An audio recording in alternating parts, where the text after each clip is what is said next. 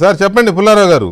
ఒకటి ఇప్పుడు మీరు అన్న మాట అసలు ఇది ప్రైవేట్ అఫైర్ కదా, ఆయనకి ఏం సంబంధం. అక్కడ సాగర్ దాన్ని వెంటనే ఇచ్చేసే ప్రయత్నం చేశాడు. ఇక్కడ ప్రైవేట్ పర్సనల్ లైఫ్ అన్నది ఎందుకు అని అంటే 100% ఆయన ఒక్క మాట సార్, ఒక్క మాట let me say personal life అని ఎందుకు అన్నది అని అంటే, ఆయన ముఖ్యమంత్రి అయిన తర్వాత వచ్చిన సాన్నిహిత్యం కాదు పాయింట్ నెంబర్ 1. ఆమె ఎక్కడ బయటకు వచ్చి నాకేదో అయిపోయింది, నన్ను ఏదో చేశారు, నాకు అన్యాయం జరిగిందని చెప్పిన సందర్భము కాదు పాయింట్ నెంబర్ 2. సంగీత అంటే ఆయన భార్య కోర్టుకు వెళ్ళడము, విడాకుల కోసం చేయడము, అది వాళ్ళ ఫ్యామిలీ అఫైర్, అది బీజేపీ వాళ్ళు చేసిన రకస్, అది తెలిసిందే, మీరే ఇంత కోర్టు చేశారు, అది నెంబర్ 3. ఇక ఈ అఫైర్లు ప్రైవేటు పర్సనల్ లైఫ్ల విషయానికి వస్తే కరుణానిధి గారి గురించి చాలా మాట్లాడుకోవాల్సి వస్తుంది. ఎప్పుడు ఎవరు మాట్లాడలేదు. స్టాలిన్ గారికి ఉన్న స్టెప్ బ్రదర్స్ ఎంతమంది, స్టెప్ సిస్టర్స్ ఎంతమంది, ఎవరు ఎప్పుడు మాట్లాడలేదు కదా. సో ఇవన్నీ తమిళనాట, ఇవి బాధ్యత గల వ్యక్తులు మాట్లాడడం కరెక్టా? ఇక్కడ పాయింట్ అది. పుల్లారావు గారు ప్లీజ్ ఇప్పుడు చెప్పండి, మీరు దాని గురించి కూడా చెప్పండి. ఇంకా మీరు చక్కటి ఎగ్జాంపుల్ చెప్పలేదే. ఈవి రామస్వామి నాయకరు తెలుసు కదా, ఈ ద్రవిడియన్ మూవ్మెంట్ అంతా ఫౌండ్ చేసింది. అవును. ఆయన ఎన్ని పెళ్లి చేసుకున్నాడు, ఏ వయసులో చేసుకున్నాడు, అంతనే అన్నాదరి అందరూ వదిలేసి ఇంకో పార్టీ పెట్టారు. ఆయన 70 చిల్లర వయసులో చిన్న అమ్మాయిని చేసుకుని అది ఒక ద్రవిడియన్ పార్టీ కల్చర్లో జరుగుతుంది. అది నేను సృష్టించలేదు, మీరు సృష్టించలేదు, జరుగుతూ ఉన్నారు. ఆ కారణాలు ఏంటి అంటే ఓ రెబెలియన్. అక్కడ ఉన్న థియరీ అప్పుడు ఆ బ్రాహ్మణికల్ ఆర్డర్కి వాళ్ళు స్ట్రైట్గా ఉంటారు, మాకు లెక్క లేదని చూపెట్టుకుంటా వచ్చారు. అది అలా ఉండగా మీరు చెప్పిన కరుణానిధి అందరూ వాళ్ళు సోషల్ మీడియాలో అడ్వర్టైజ్ చేయలేదే. ఇవన్నీ సోషల్ మీడియా లేదు కదా అసలు. సోషల్ మీడియా ఎంటర్టైన్ చేయడానికి అప్పుడు సోషల్ మీడియానే సరిగా లేదు. సోషల్ మీడియా మీడియాలో చెప్పుకోలేదు, ఫంక్షన్స్ కి సోషల్ మీడియాకి ఎవరు ఎంటర్టైన్ చేయవసరలా, సోషల్ మీడియాకి ఎవరు చెప్పవసరలా, వాళ్ళ ఇష్టం వాళ్ళే రాసేసుకుంటారు. మనం కరుణానిధి థర్డ్ వైఫ్ ఎక్కడా కనపడలేదు. ఎందుకు కనపడలేదు? చాలా సార్లు కనపడ్డారు. అలగిరి చేసిన అల్లరి అంతా కాదు, మనకు తెలియదు. తర్వాత ఇప్పుడు ఇతను ఏం చేసాడంటే నా వ్యూలో, అది మీరు you can criticise me, no problem, ఆయన సోషల్ నేను ఒకటే చెప్తున్నా, నీ సంబంధం నీ ఇష్టం చేసుకోపో.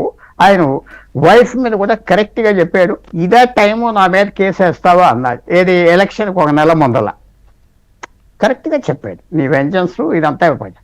ఆయన ఈమెని సోషల్ మీడియాలో ఇంట్రడ్యూస్ చేయటం మొదలుపెట్టాడు. చూశారు కదా మీరంతా. సోషల్ అంటే మీరు మళ్ళీ ఏమంటారు, అది నా ఇష్టం అంటారు, ఆయన ఇష్టం అంటారు. ఇంట్రడ్యూస్ చేశాడు? ఆమెను ఇంట్రడ్యూస్ చేయటం, ఆమెతో లైఫ్ పంచుకోవటం, ఇది చేయటం, అది చేయటం అంత సోషల్ మీడియాలో ఎక్కడా లేదా. ఏదో ఒక ఫంక్షన్ కి వెళ్తే ఆ ఫంక్షన్ వీడియోలని పెట్టి ఇద్దరు కలిసి వచ్చారు, ఒకే డ్రెస్ లో ఉన్నారని. సార్ అదంతా డైనమిక్ గా ఉంది సార్ సోషల్ మీడియా.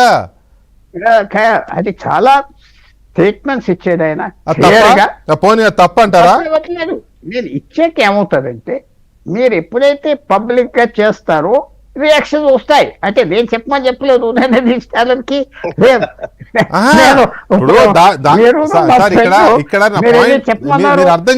మీరు అర్థం చేసుకోండి.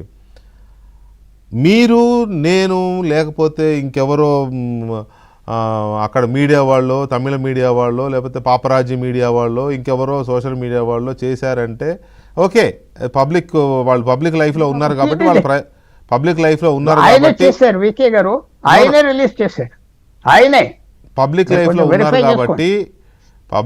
ఉన్నారు కాబట్టి ఈ మీడియా కానీ సోషల్ మీడియా కానీ వేసుకుంటారు, అందులో ఇదేం లేదు.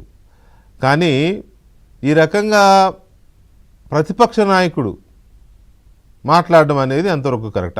అది దాని గురించి కదా మనం మాట్లాడుతున్నది. వాళ్ళు అలా ఉన్నారు కాబట్టి ఈయన మాట్లాడేది కరెక్టే అని అనడం కరెక్టా? కరెక్ట్. ఒకటి నేను ఎప్పుడు మీ షోస్లో కూడా చాలాసార్లు చెప్పాను, మన పాలిటీషియన్స్ కూడా తమిళనాడు పాలిటీషియన్స్, కర్ణాటక పాలిటీషియన్స్ లాగా ఉంటే తెలుగు రాష్ట్రాల్లో చాలా మంచిదని. హ్యాడ్ అన్ ఆపర్చునిటీ, మీరు ఇచ్చిన ఆపర్చునిటీ షోస్లో చాలాసార్లు కూడా చెప్పా, ఆ లౌక్యత ఉండాలి, గెట్ ఆన్ అవ్వాలి అని. తప్పకుండా తమిళనాడులో ఇది ఒక న్యూ ట్విస్ట్ అవ్వింది. అంత గా పర్సనల్ క్రిటిసిజమ్స్ చేస్తున్నారు, మంచిది కాదు. అది ఆయన స్టేటస్కి ఎల్ఓపికి జాగ్రత్తగా ఉండవలసి ఒక మాట కూడా మిస్అండర్స్టాండ్ చేసుకోకూడదు, అది నేర్చుకోవాలి, అది తప్పదు. ఆయన ఎందుకంటే ఆయన ఫాదర్ ఓడిపోయాడు, ఆయన ఫేస్ ఆఫ్ డిఎంకే, అది చాలా కేర్ఫుల్గా ఉండాలి. ఎందుకంటే అన్నాడు అనలేదు కూడా, అన్నాడు అనే మాట కూడా రాకూడదు, ఉండాలి. దాంట్లో డౌటే లేదే, దాంట్లో డౌట్ లేదు. లీడర్ ఆఫ్ ద ఆపోజిషన్ అంటే చాలా పెద్ద post. Leader of the opposition భారతదేశానికి కూడా ఉన్నాడు, కొన్ని స్టేట్మెంట్స్ వస్తున్నాడు. కరెక్టా? మన ఎవరు అంటే కరెక్టా? దట్స్ వాట్ నా పాయింట్ కూడా అదే. నువ్వు అపోజిషన్ లీడర్గా కృష్ణారావు గారు కూడా జాయిన్ అయ్యారు మనతో. నమస్కారం సార్, ద్రవిడ దేశం పార్టీ కృష్ణారావు గారు. నమస్కారం కృష్ణారావు గారు. ఇప్పుడు అపోజిషన్ లీడర్గా, ప్రతిపక్ష నాయకుడిగా నువ్వు ముఖ్యమంత్రి మీద, ప్రభుత్వం మీద ఎన్ని